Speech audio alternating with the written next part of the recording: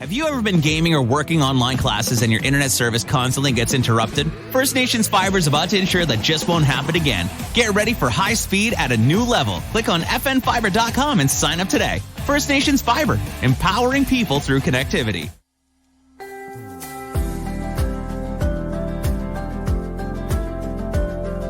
Hello, everybody, and welcome to the Beading Table with your hosts, Dekarunyakwa Stand Up and myself, Leith Makiwa. We are excited to start off this fresh new beading season with the cooler weather coming if you're up in the north, or maybe a little bit less hot weather in the south. It's often a time when we get together or we just bundle up and on our own and start our creative processes. So Dekarunyakwa, have you put any thought into what it is you're going to be doing this fall, this beading season? Not really. I have that craft fair that I have to prep for. I have a pair of moccasins that are like maybe an hour away from being done. Was that a raffle? Yes, it was. I did that. And what else? Yeah, I just have that. I have a picture frame, and then I have to go full speed ahead with the craft fair. And then in between the craft fair, I have an old order that has to get done. It was that one I was saying, it's like a sequence. There was a bunch of medallions that were ordered. So I think there's 6 left that need to be done. I already kind of started them in the I think 6 or 7 of them. So those are all outlined already though, so it's not that big of a deal. But yeah, that's what I have to get started. And then I want to go into Christmas stuff and start getting stuff ready for the store. So I had a thought the other day, and as exciting as craft fairs are and all that, like it was fun the last time, I feel like now I'm just busting my butt and working hard to do this fair, which is fine. But then I also don't have any of my own stuff in my own store. So I think I'm going to forego because I believe they have like a Christmas one. And they have a Christmas craft fair. Yeah. They have a Christmas one, I believe. So I don't think I'm going to be doing any more for a bit, just so that I can get stuff into my own place. Like, things need to get done there. So, and be provided there. So that's my plans. And you? Actually, I've taken a hiatus since coming back from the Santa Fe Indian Market. Mm-hmm. This is the first hiatus I've taken, I think maybe in a year now. Mm-hmm. So I'm going into my 2nd week. So I have a lot on the docket in terms of ideas and things that I want to do because I'm starting this artist in residence. So that's kind of on my mind. But the majority of what I'm thinking about right now is, one, how am I going to move all my beadings? I mean, I know physically how I'm going to move it there, but trying to get my studio in order because it is a disaster. It really looks like a whirlwind, and it's full of recycled of old cardboard boxes. I have a dark secret. I collect cardboard boxes, and not in a good way, just because I would say, I guess, just lazy to bring them to the road. So now I have them in the office, which is not doing me anything. It's not taking up a ton of space, but it's an eyesore. So I have to take them to the recycling, but that's one thing. So, but then I have to also just kind of sift through the stuff that I have that I think is worthy to take there. Mm-hmm. And also things that I think I might potentially need, because the last thing you want to do is be somewhere and not have something. Yeah. And then have to go buy something. And then when you go buy something, you buy like 1,000 other things that you don't need, kind of thing. So that's what I'm thinking about. And then also the dreaded, making sure my house is in order. I think I said on the last podcast, I wanted to make sure everything was done. All my important stuff was taken care of in terms of I knew where it was and I let somebody else know so that I wouldn't have to worry about being called. Mm-hmm. Where is this? Oh, it's in the top shelf on the left-hand side. No, go right or whatever, that kind of thing. So I did that this last week. Thankfully, I went and bought another one of those accordion file folders. Mm-hmm. I took everything out of the cupboard and I filed it away, what I thought was important. So hopefully they'll be able to find it. Because when I was in Santa Fe, my daughter needed something and I had to tell my son, go upstairs. Okay, no, it's not there then. Okay, so then it's by the stairs and the landing, and try to have him find these papers. So I'm trying to mitigate not having to do that while I'm away. Mm-hmm. But so I'm not really thinking necessarily yet. I know next week I leave on Sunday or Saturday. And so I know next week I'll start doing that. But I joked to my husband, I said, maybe I'll just spend the first week just sitting around watching TV. I mean, I'll be at my studio, but I could just watch movies if I wanted. Yeah. Which sounds really crazy, but I could watch movies and bead at the same time. So, so that's what it is. So I think because I think there's so much time, I don't necessarily know how to really put that in perspective because I never really had the opportunity just to focus on doing beadwork or art in general. So I know I have to reel in the reins. I wanted to say the clothesline because I don't want to get ahead of myself in terms of like my own expectation and then disappointing myself. So, but yeah, so there's that. But yeah, no, I'm not really doing much right now. I'm just trying to get my life in order so that I can be in order creatively later on. So yeah, I'm kind of like in a slump, I would say a little bit. I don't know. I also took like a week off, just a lot of things going on like personally and just whatever, the store. Oh my God. That was one of the things I wanted to ask you, the store turnaround. Yeah. Yes. So that took forever. I took the week off last week. It was actually about 10 days that I took off. Yeah. And it was actually a lot of work. I think I was there more than I am normally. Like I was there constantly. Just, I rearranged everything. And that I usually have to do that periodically because the way the setup usually is, like the floor plan doesn't always change that much. Like maybe a few shelves or things here and there move, but I always have to accommodate what's coming in. And because I never know what's really coming in, things always have to get changed around because I'll have it set up and then things go and then new things come in and then they may not jive with the space that's open for them at the time. Yeah. So it's kind of like, okay, I have all like the herbal stuff here, but okay, that's sold. So now I don't know, like beaded moccasins come in and I just throw them there because that's the opening. So it doesn't work, and I don't always have time during the day to sit and do it. And I'm sorry, but I ain't doing it on my weekends. Like I'm at the store, all week. So yeah. So anyways, I shut down for a week and I didn't have time at all to bead. I had started a medallion maybe 2 weeks ago. And I think the weekend before I went back into the store, like last weekend, I finished that up. But then after that, I just kind of stopped everything. I haven't beaded. I haven't really touched anything. I was just drained. It's draining, like just trying to deal with life and store and cleaning. And on top of it, I had classes. Yeah, that's why I wrote my book too, Paint Nights, talk about that because that's a big thing. And I really like that.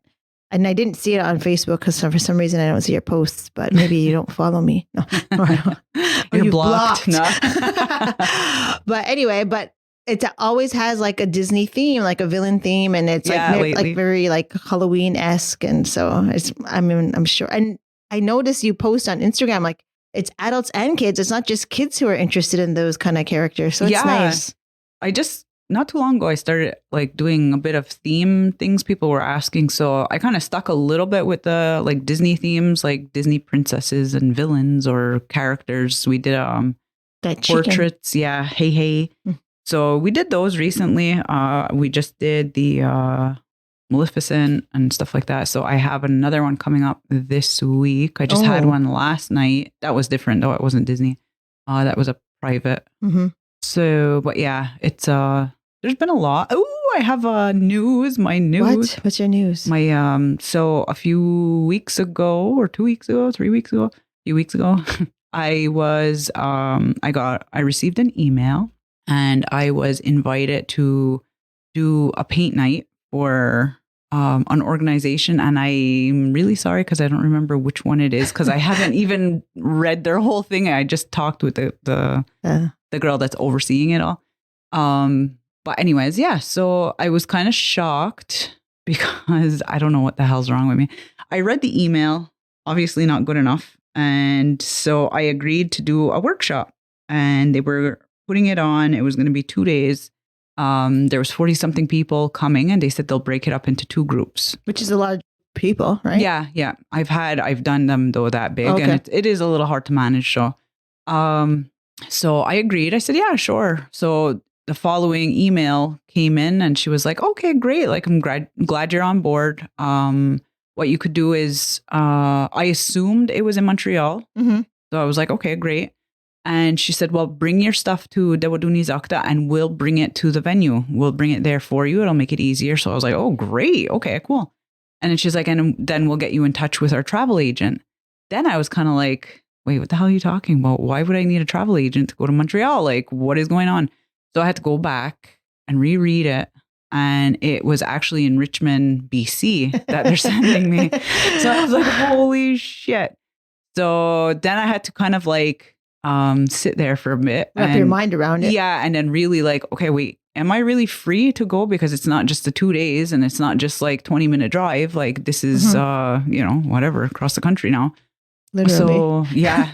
So I had to really sit and look. And then I talked with Greg, like, can I do this? Can I do this? Like, am I needed here because it's a 4-day thing now. And school is starting, right? So exactly, so anyways, we worked it all out and everyone agreed. It was like, it's a really good gig. They're paying me for like my time, all of my fees, and then they're going to pay for everything else, travel, supplies. If I have to take a taxi, if I have to food, everything's paid. And the other great part is my brother's actually going. So my brother also works for this organization. So he is going too, and we're going at the same time. So we're going to travel together. Yeah. So that's my upcoming excitement. So, but now it's like rat race a little bit because I have to have all my materials ready by the 31st. Which is in 2 days. So I took the day off today again, cool. But I have a worker at the shop and I have to run around now and go get everything, and I have to do the painting because I don't want to, I'd rather them ship that. Like, if they're going to pack everything, then they'll pack that. Do you have an idea of what you're going to paint? Not quite yet. I don't know who my audience is. I'm assuming it's Indigenous because the organization is an Indigenous, platform type of thing, but I don't know. Being in BC, it could be mixed. It could be, I don't know. I did ask and they said something, keep it like the natural world type of thing. So yeah, I'll probably do that. Do some research today and take a look at what I kind of want to do and do that right away and then give it. And do you know like the reasoning behind having a paint? Like is it, or a painting session? Is it just an activity to do while they're at this conference, or is it supposed to be like I think it's a bonding exercise, like just kind of getting everyone together, doing something, just fun activity. Something to do, yeah. Yeah. So, but I was already doing all my research. I think it's in, I forgot. I just looked it up. Anyways, it's the treetop bridge thing. It's kind of like their suspension bridges, like wooden. Yeah, I talk about scary, but I'm afraid of heights. So it's like 11 minutes from where I'm staying. I could just call an Uber. So I think I'm going to do that maybe while I just venture out while you might as well, right? Like if you're out there. And so we'll see though. I am a nervous traveler normally. Yeah. And now you're with my family. Yeah. So now I'm alone a little bit. So I'm like, your brother, which is good. Yeah. He'll be working though all day. No, but I mean like you'll be traveling. The travel part. Yeah. Yeah. So it's really freeing to be somewhere by yourself. Yeah, I just haven't done it yet. Your face does not look like you think that's a good idea. I'm like, well, I'm not really that. In the beginning, I was like, oh my God, am I really doing this? Like, I'm really going to go, especially when I didn't know if I knew my brother was going, but I assumed he was going before me, that he was going to go ahead and then leave later. So I'm like, oh my God, I'm flying by myself. But that's not the case. So actually, I still don't even know because now we still got to book everything. We still haven't. Oh, they haven't booked yet? No. So hopefully we're in the same flight. I don't know. Anyway. But if not, it's okay. You'll just. Yeah, I'll do it. I've flown 1,000,000 times. It's just never by myself. I feel like a child. Bad. I'll be lost. No. You won't be. We'll have to put one of those tags, and then you'll get those wings, when they go visit a cockpit and they're like. Yeah, I did that before. Did you when you were a kid? Yeah, I was a teenager, but there was two of us. We actually went to BC. And it was for a high performance basketball camp. There was two of us from Ganawage that were selected to go. So we flew together, but the girl that I was with, it was her first time flying. Okay. So they brought us both up to meet the pilots and everything. Yeah, it was pretty cool. Like you see everything, all the buttons, whatever. Yeah. That's cool. Awesome. Yeah. So that's my story. Yeah. That sounds like exciting, and hopefully it catapults you to another opportunity. Maybe you'll end up doing the conference circuit. Yeah, maybe. Yeah. You'll have to put on your resume. Yeah. Yeah. I mean, Yeah.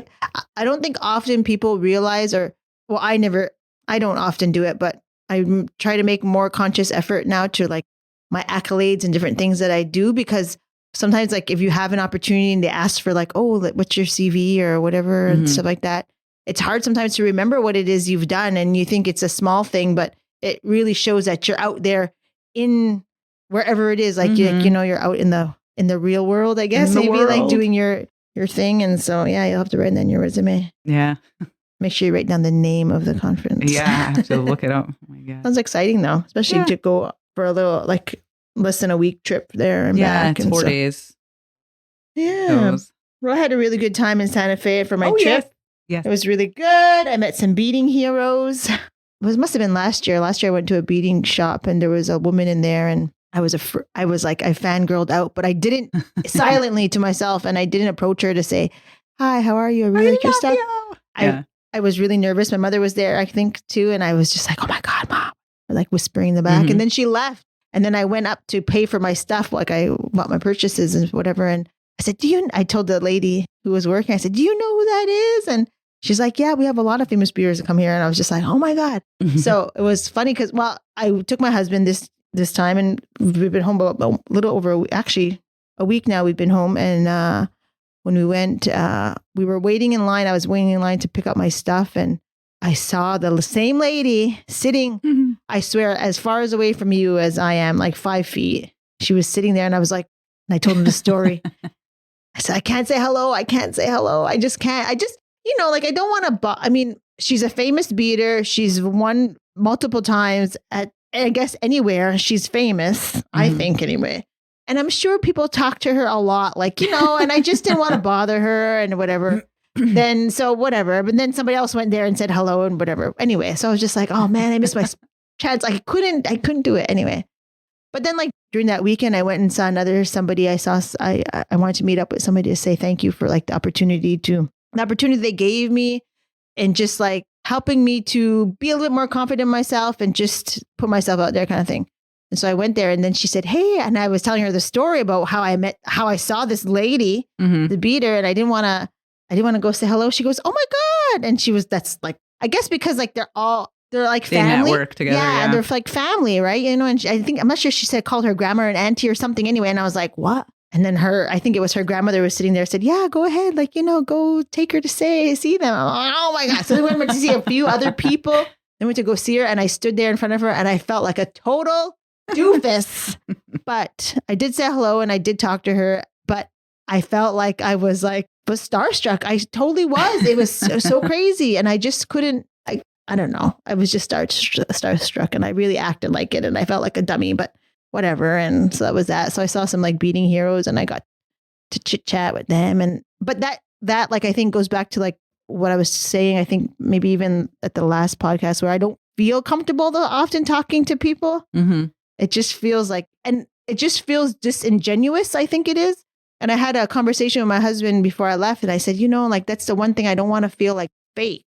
He goes, well, don't do that then. And I was like, easy. I felt like it was like easier said than done. Like, I'm not trying to be fake, but it seems so out of the norm that it just feels like a show. But it's not necessarily, that's not where I'm coming from. But when I hear myself talking to somebody, it like, sounds oh my like, God. No. It sounds like that. It sounds like there's something playing in my head, like as if you're watching a movie and they're talking to somebody in the back, and they're like, oh my God, I can't believe I'm saying this. It sounds so crazy. That's what it feels like. Yeah. So I had to make a conscious effort to play back to myself that this is natural. Like, you don't sound like some crazy person, and you don't sound fake. But when I was talking to my beading heroes, I did sound like I felt like I sounded like a crazy person. But yeah, so I had a good time. My husband had a good time. We ate lots of good food. We saw a lot of good art. There was a huge Haudenosaunee contingency. Yeah, I saw all over who was there, and Facebook I think and Instagram. Like when I started maybe 10 years ago, there was only maybe 7 people, and this time there was a lot. So yeah, so that was good, and it was really nice. And hopefully we'll go back out again, or hopefully I'll go back. I mean, not hopefully. I did already buy my Airbnb already for next year, and so do that. But yeah, so it was a good 7-day trip, and lost some money. I'm never going through a third party travel agency ever again. I'm only booking direct. Oh no. You need a passport to rent a car in the United States. I didn't bring it and I lost some money and then we had to pay extra for a whole other. Oh my God. It was a show in itself. So anyway, and then we were coming back and had to change our flight because they were calling for the hurricane in LA. Ew. We were supposed to go to LA that very morning. So thankfully, shout out Delta, made it work and got me on another flight. So yeah. So anyway, so we had a good time and yeah, that was it. And everyone was safe and home and everyone had a good time doing their own things. And now it's starting to get back into the swing of the fall school. It's even like outside. It's like yesterday it was 11. Yeah. In the morning it was 11 it's degrees. Hot though. It's like muggy around here. Yeah. So, but I'm ready. I'm ready to. I'm ready to get into the sweater weather. Sweater weather. But yeah. So should we jump into? I think we had you manned those questions. I only saw them last second. But we had a few. So one question is, what is your dream project? Do you have a dream project collaboration? A dream project or a collaboration aspiration? Like with another artist collaboration? Collaboration, yeah, sure. Or like just a project you have. And I pose this question myself. This is a question from Leaf Buckywa. Because at the show, there were collaboration pieces that were awesome. Like to name one, like it was like Sam Jacobs and Hayden Haynes. They had one and it was beautiful and it won a ribbon too. Shout out to you two. Congratulations and everybody else who won ribbons. But yeah, so there were different like artists who collaborated. And I was just wondering, like, do you have any aspirations to do a collaboration with anybody or a dream project you have in your mind? Oh my God, no, I haven't.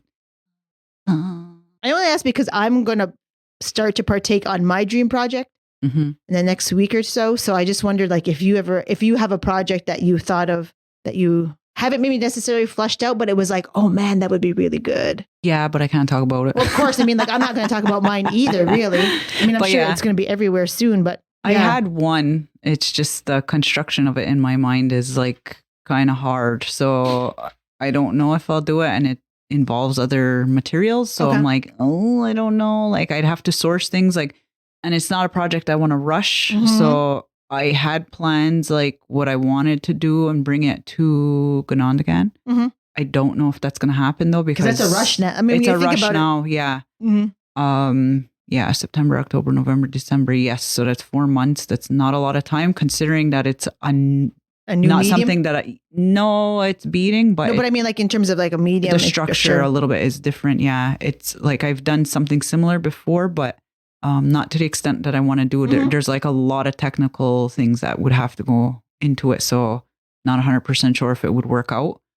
I do have something on the back burner though. So I'm not worried. Like if I do it, if I start it, like it would probably only start end of September. Okay.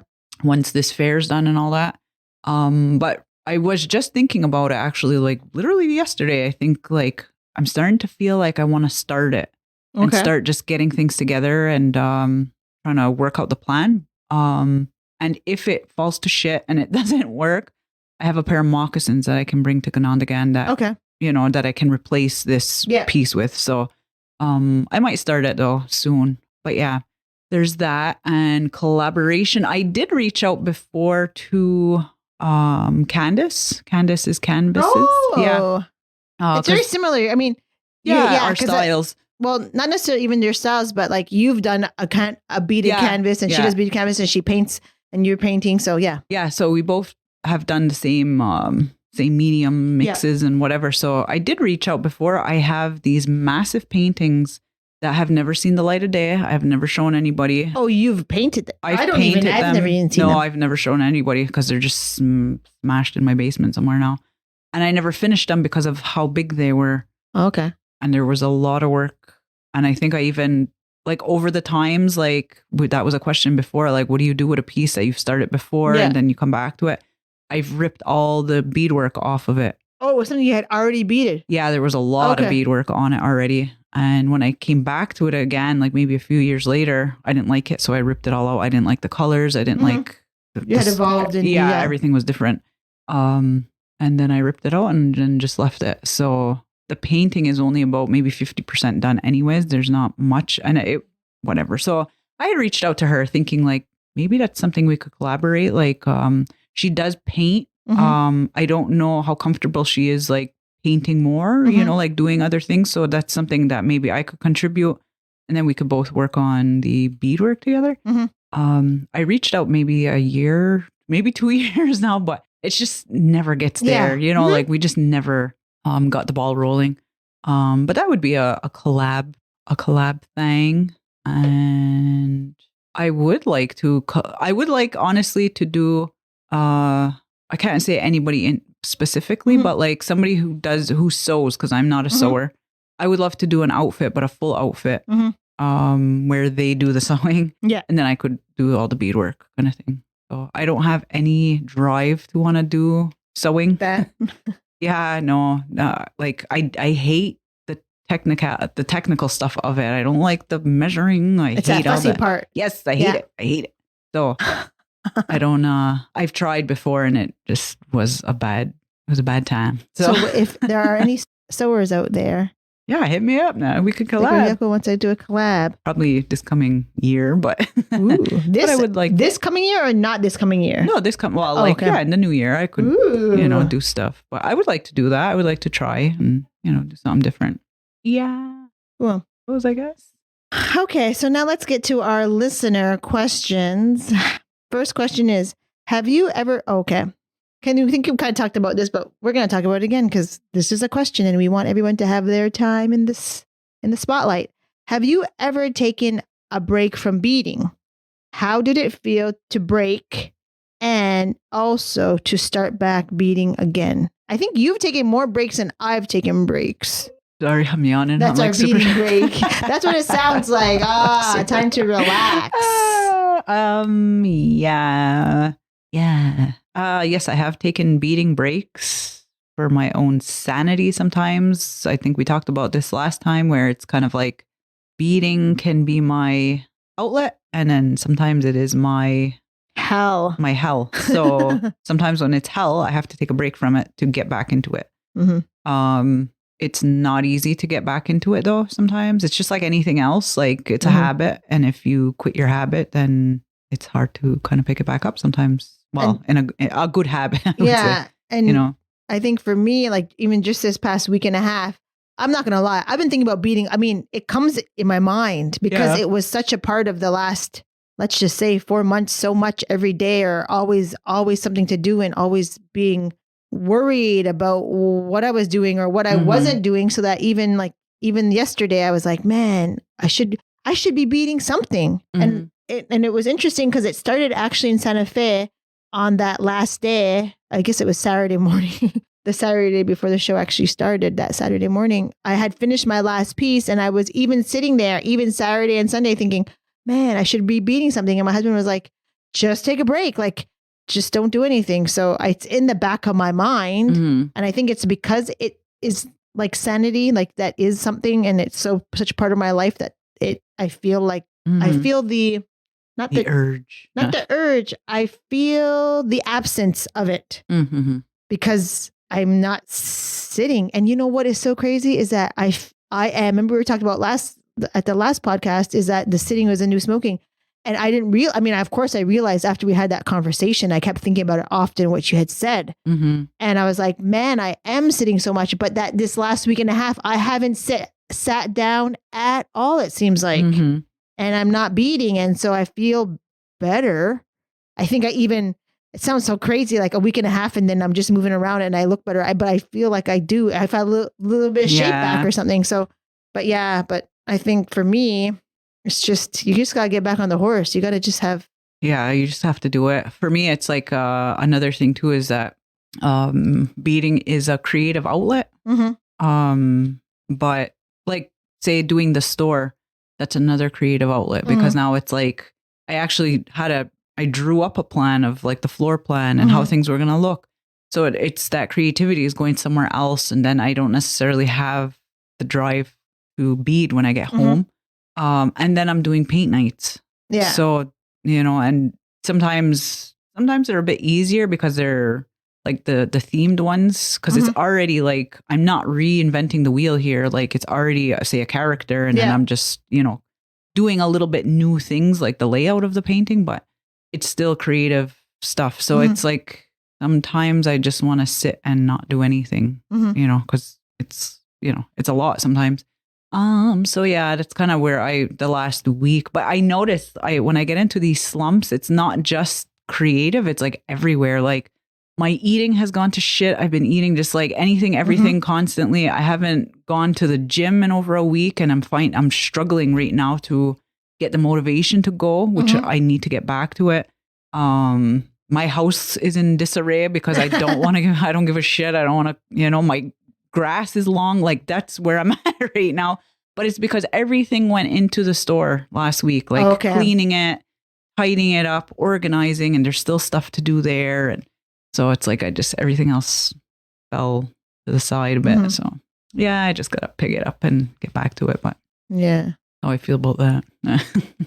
That's our take on the break, the beading break. Yeah. So another question is, what's your favorite part of a project? An example, doing raised beadwork, edging, construction, planning. What is your favorite part? Picking the colors. I like the process of that. And it's funny, like a lot of people take classes and they're like, oh my God, the dreaded part. Everyone hates picking colors.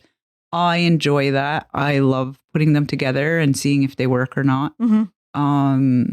I enjoy doing the raised part, like the flowers. I like filling in, like once all the outline I don't like doing.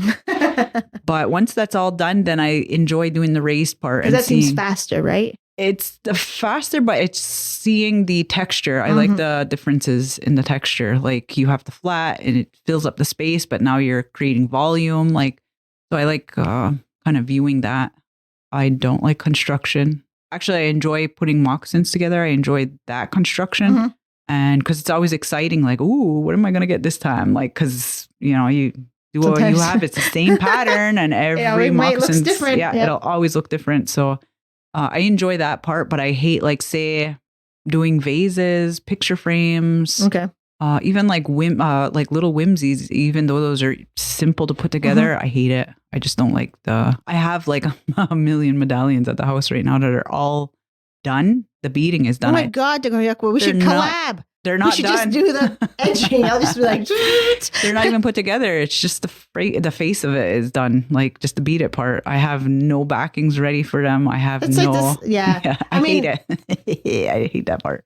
Yeah. So that's the other part that I enjoy is like the middle part of it all. Once you get past the outline and then I like to start filling it in. I don't do design normally.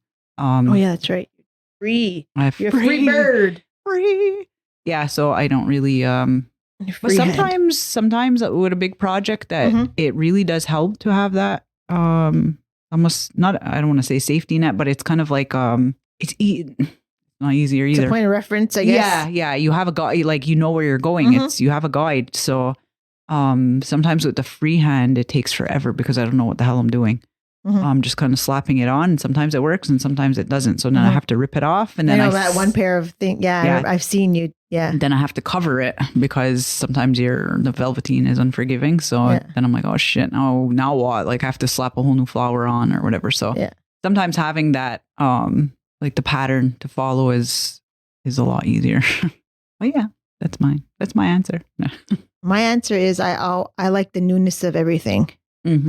So starting the design, starting the colors, starting the actual flat slit, starting I like the newness of it all. Like I'm craving that high. Yes. Like that high. Yes. As soon as I reach it and I see it and it's then I'm like looking for my next hit. Me too. I know. That is my fortunate and unfortunate like plague where I am just like, man, I just like it. It's excellent. Okay, yeah, I got that done. Okay, now what? Now I gotta go do it again, or I gotta finish it and that kind of stuff. And I mean, I do like the newness of construction too.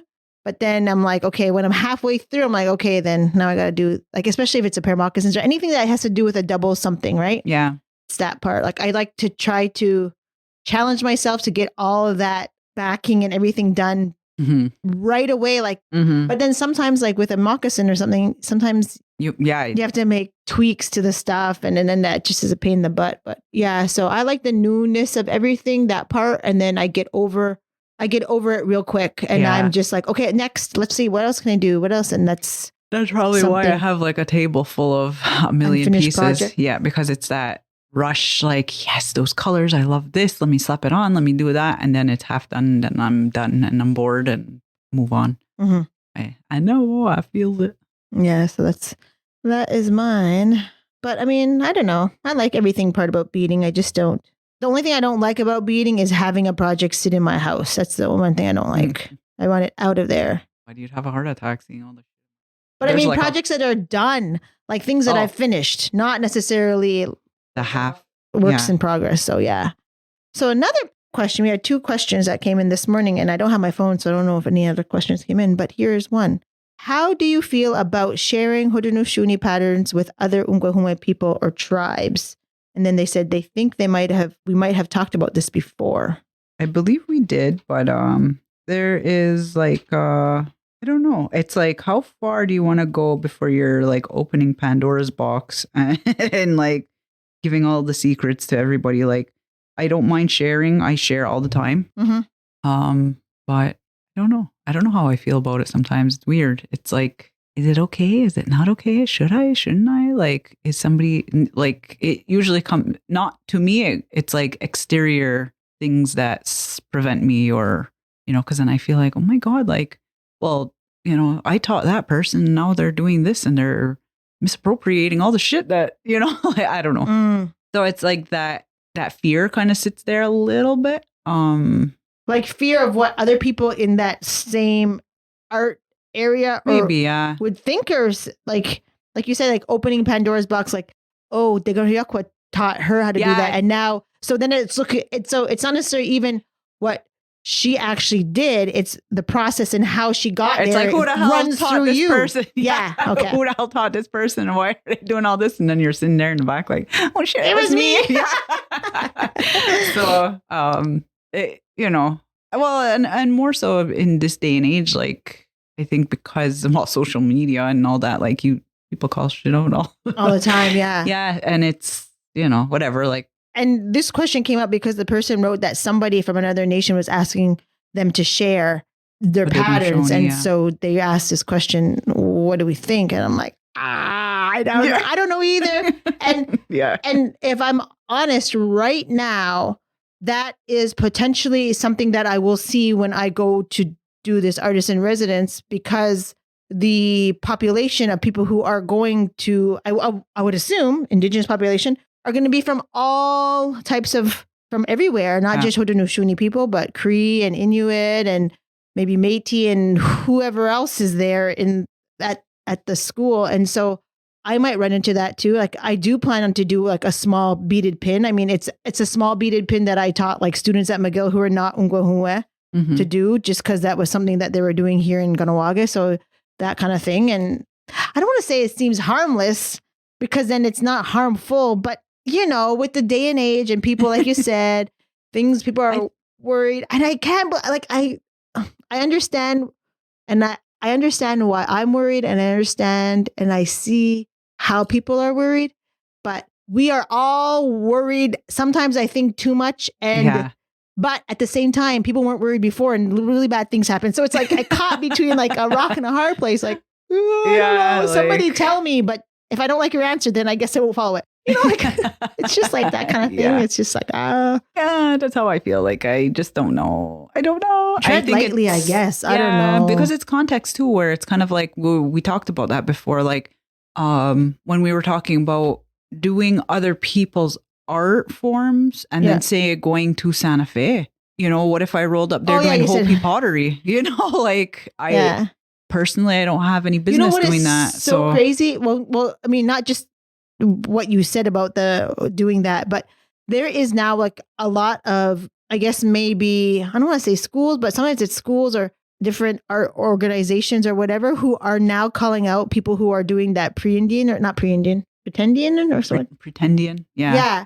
Or people who are doing that cultural appropriation, or have said they were, well, that's what we just basically said, pretendian. And well, I can't even say it. I can't get my tongue around it. But yeah. And so that was it. Like, like people, I just saw something on social media, shout out social media, about like the CBC running some kind of article about this woman. I think it's a woman, I would believe so by the name, but you can't be too sure. But this person who was doing this artwork, and it says like indigenous, but they're not indigenous, but indigenous and not even inspired. They were saying that they were using these images in their artwork. Like it was like almost, Coast Salish, maybe like a hummingbird or something, or I think it was, but you could tell it was from out west. Yeah. That they were doing that. This was the image that they were using on this piece of art, on this fabric or something. And I was just like, oh man, like that's why you have to tread lightly. It's the reality of the situation. So, like to the person who asked this question, tread lightly. And I remember one time I was learning how to do beadwork from somebody, and their opinion was that you should not teach people who aren't Ungwahua to do beadwork. Mm-hmm. All of the things like, and the reasoning was because they had enough. Like they've taken enough. Like that. Okay, you said it. Good thing you said it, because I wasn't going to say. But they've taken enough. That's the reasoning behind it. And so when I move forward, I always have that in the back of my mind, because I actually learned from somebody who said that, and so I, you know what I mean? Like I don't want to take what they taught me and do something that would be disrespectful to them.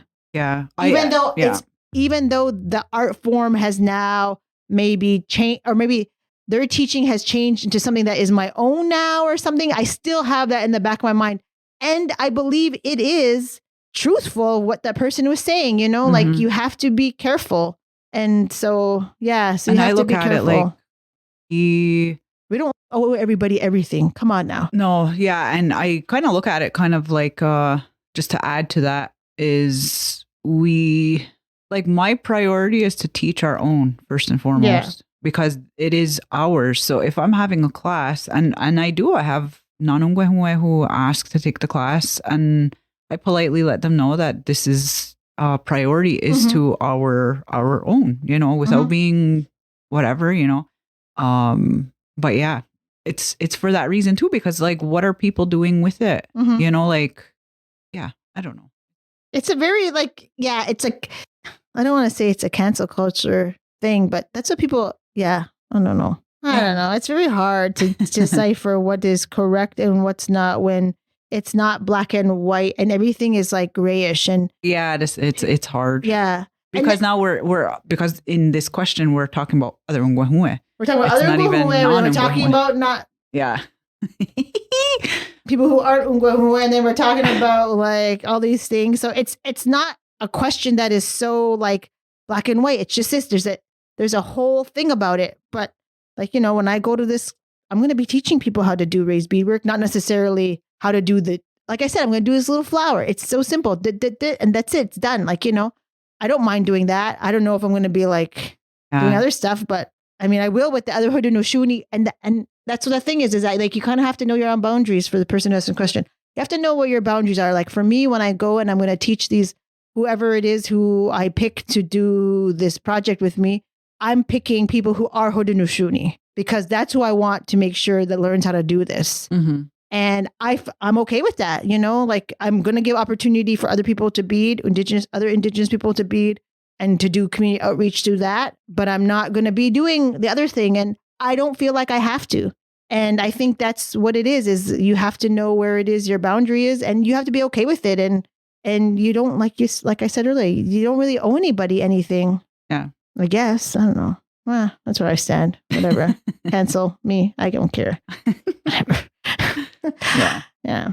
Okay. So the next question is, do you believe individual beadwork styles occur naturally or from a conscious choice? That again. Do My brain couldn't get believe individual beadwork style occurs naturally? Bing, I guess that kind of thing. Or from conscious choice? Huh? Like, I don't know. So the first part is, do you believe individual beadwork? Maybe if I say it in a different way. Do you believe individual beadwork style occurs naturally? Yes. Okay, stop there. I was. Okay. I'm like, wait. Okay. Yes, it occurs naturally, your own style. But as a learner, which everybody is everybody is all the time, you get inspiration from somewhere. So is it conscious? Is it a conscious choice to look at something? This is how I'm seeing it. Is it a conscious choice to see something and say, "Ooh, I like that. I'm going to use that part of my style"? I don't think I do that. I don't think I've ever said, I like something that's going to be part of my style, because I try not to look too much at people's stuff. But I don't think anyone, unless you're living in the woods and then you're getting your... you don't see anything. Anything cannot be influenced in some way or another, some shape or form or color or anything by what you see around you, whether it's outside, whether it's in the store, whether it's wherever on social media, whatever. There is always influencing happening all the time. Yes, always. So I look at it that way. You are originally influenced somewhere because you have to learn it somewhere. And a lot of times you see it somewhere. Sometimes, yes, people like kind of, pull it out of their own ass and do their own things. But there is still, a lot of the times, there's still an influence. Most people are taught a certain way. And then you develop your own style based off of your foundation, basically. Yeah. So my answer is yes. No, I don't know. Do you believe the individual work style occurs naturally? Yes. Or from conscious choice? Yes. Yeah. I think, I don't know. I don't. Yeah, I think it's both. I think it is. I think naturally you will naturally gravitate to something, to what you find is aesthetically pleasing. I think is really what it is, or whatever you think is how it should look. Like, remember, I think like we talked about it the last podcast, I think it was called personal preference, personal style. It's just like what you think, what you laugh. Why do you laugh? Because I was just listening to it this morning. I know. My son wanted to listen to it the other day. He's like, can we listen to the Beading podcast? I'm like, what? He's like, I want to. And then, so we were listening to it this morning because he asked to listen to it yesterday. He asked it this morning on the way here. And he's like, he's laughing. He's like, oh, what's this? And then he's like, what's hide? Because he didn't know what it is in English. Anyway, but yeah, so we were talking on the last podcast about personal preference and personal style. And I think that just occurs naturally, but that is not necessary. It seems like it's natural. But again, when you come right back to it, we are influenced by what it is around us. So maybe it is subconscious. It's a subconscious. I don't know. I think the only person who can say that it was like inspired or totally and even then what it is was making all the stuff. So like the earth is like, well, no, but it's like the first person who ever beat it maybe can only be the only one to say like, oh yeah, like it totally just came from my mind. I figured it out. Like, because other than that, like we see it constantly. You see it. You're exposed to it all the time, especially if you're an artist. So, but even like Haudenosaunee raised beadwork, or part of the beadwork, was part from the Victorian era too, like that kind of deal, because that's where it came. Like people were dressed that way. They were inspired by that, yeah. So it's I don't know. What was the question again? The question was, do you believe individual beadwork style occurs naturally or from conscious choice? And maybe it's a conscious choice of copying. Art's there, yeah. Not to say that this is where that question is going, but if you're consciously choosing to do a style that you see, that means you're doing something that somebody else is doing. Doesn't necessarily mean that you're copying, because a lot of people have the same kind of. I think I would say there are subgroups of people who do things similarly to each other. It doesn't necessarily mean they're copying. I think that's just what they like. Yeah, like that's it's just the artist that they like, that they see, they follow. Some people like round flowers, some people like pointy flowers. I don't know. Yeah, some people like big vamps, some people like little vamps, some people like duck lip moccasins, some people don't like duck lip moccasins. Whoops, that's me. Ooh, I don't like that. But anyway, yeah. I don't know. I don't know if there's anything else we should talk about. That's the last question, audience, about what we got off the Instagram. And I don't know. There was another question on Instagram they posed, and I can't remember for the life of me right now where it was. I think it was on Instagram under the Beading Table. There was a question about All right. Has someone ever given you a palette of colors that you thought were horrible? That's a new one. Not necessarily a palette of colors. A color that I would have never chosen, but it worked out in the end and was beautiful. But because some people like really bright colors, and I'm not a bright kind of color kind of gal. I mean, I took some really big leaps this past month and a half with the Santa Fe Indie Market. Some of the things I did, and it worked out, but I would not normally pick it. And I think I talked about that, like what you do when you feel like you're in a rut, you choose different things. So, but I don't know, not a whole palette of colors. Well, no, yeah, I usually do. And it's not that they might be like hideous or whatever, but they might just not be my vibe kind of thing. And that's why I don't like to do orders because then you're stuck Don't be hitting at Margaret for an order. Yeah, because then I'm stuck with like, I was going to be mean and be like, I'm stuck with your shitty colors now. But I'm stuck with something that maybe yours and it's not mine. You know what I mean? And it's hard for me to kind of find that middle ground. You have to find the middle ground. Yeah. And sometimes even the middle ground doesn't work for you. So it's hard that becomes. Like I remember when you were doing that orange color moccasin vamp. I didn't think the color was hideous or horrible.